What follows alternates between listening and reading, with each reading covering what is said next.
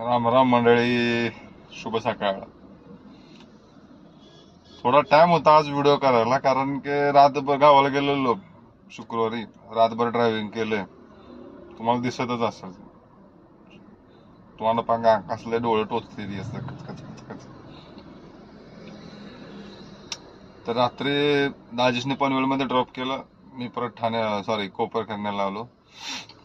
नंतर परत गाडीची ह्याला आहे, मंत्रालयात आहे. तर परत ती गाडी ड्रायव्हरला द्यायला आता परत सीएसटी उभा आहे. झोपलो तर नाहीच, म्हटलं चला एक म्हणजे मित्रांसोबत शेअर करू.